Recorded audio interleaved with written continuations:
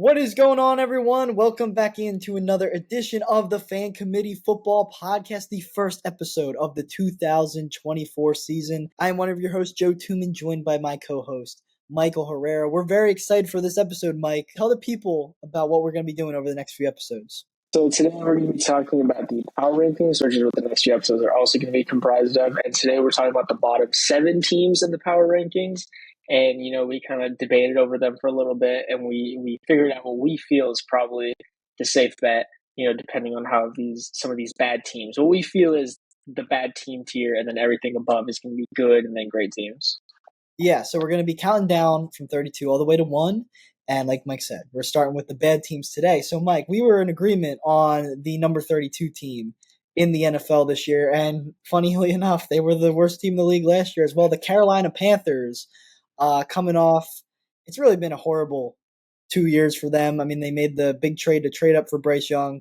It wound up giving the Chicago Bears, much to my chagrin as a Packers fan, Caleb Williams, DJ Moore, the pick that became Keenan Allen in the trade, a couple other solid players. Really shaping up. Reminds me a lot of that the trade the Vikings and the Cowboys made, that the Herschel Walker trade that wound up giving Dallas all the pieces that led to their dominant run in the 90s. Let's hope the Bears, for my own sanity, don't become that good.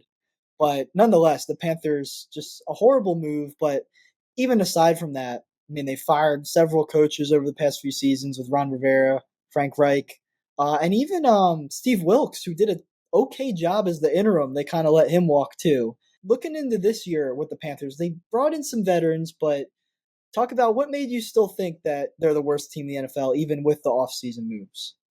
Unfortunately, although I like the Panthers because obviously I live in North Carolina now, I feel a little camaraderie for them. I think unfortunately the team's still pretty bare bones for like Bryce Young. I think that they did the best they could with what was available to them. I like some of the draft picks they made. I liked that they selected Jonathan Brooks. I like that they brought in a dynamic running back to help take the load off of Bryce Young once he's healthy. And I think hopefully the offensive line is going to continue developing. They still have Icky from NC State, who kind of had a down year. And, they've got a reliable backup QB behind him in Andy Dalton. And I like that and also can't forget Dave Canales. I mean, he's supposedly a quarterback whisperer. It happened with Dave Canales and Baker Mayfield last year, Dave Canales and Geno Smith the year before that, I believe.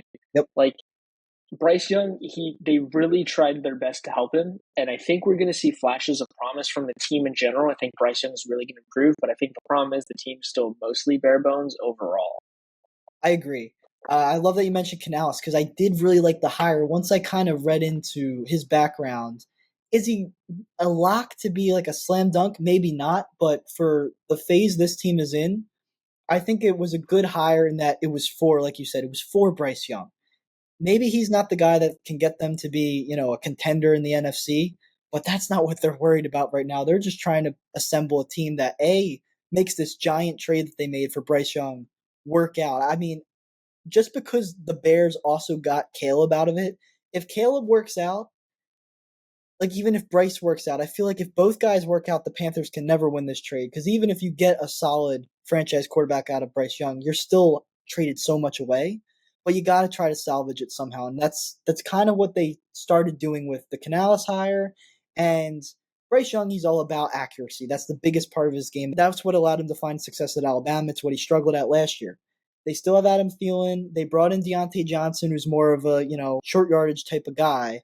At least they're veterans who have been there before, have been impact players.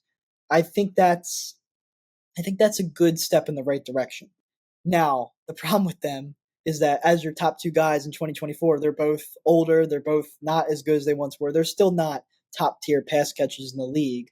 Now, they did draft Xavier Legette, so they're going to hope that he maybe can step up and be a number one receiver. But as a rookie, that's not something that he can be 100% expected to do.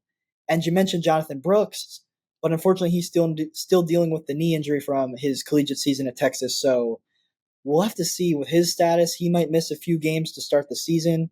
Chuba Hubbard's still in place as the projected starting running back. You mentioned Ike Ekwonu. They also brought in your guy, Robert Hunt, paid him a ton of money coming over from the Dolphins.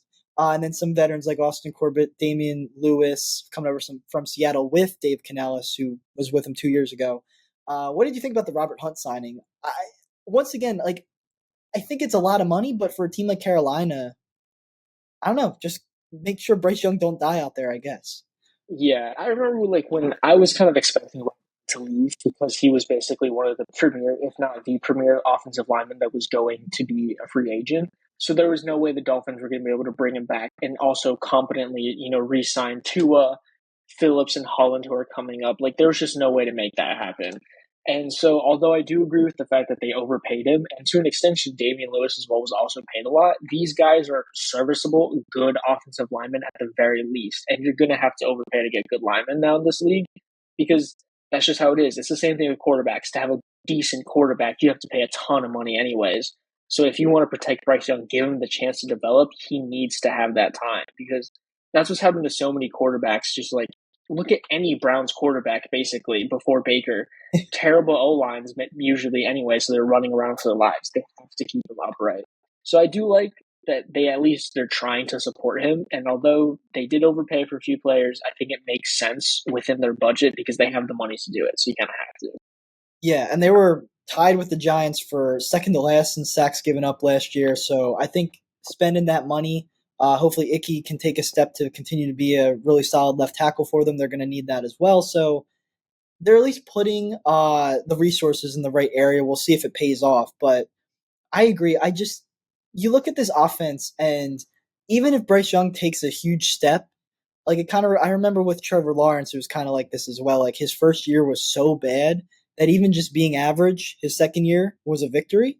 And obviously he's kind of rallied since then and become, at least a top half of the league quarterback. So I'm not saying Bryce Young is going to take that big of a leap, especially not with this supporting cast, but at least I think things are going to be better for him this year. But on the defensive end, this is where they kind of even out because I still think they're going to be pretty bad. And part of that is I think the defense got a bit worse. I mean, they traded Brian Burns to the Giants, who we're going to talk about briefly. I look at this defense, besides Derek Brown and J.C. Horn, nobody I really get too excited about. And it's a lot of guys we've seen before. So what do you think about this unit?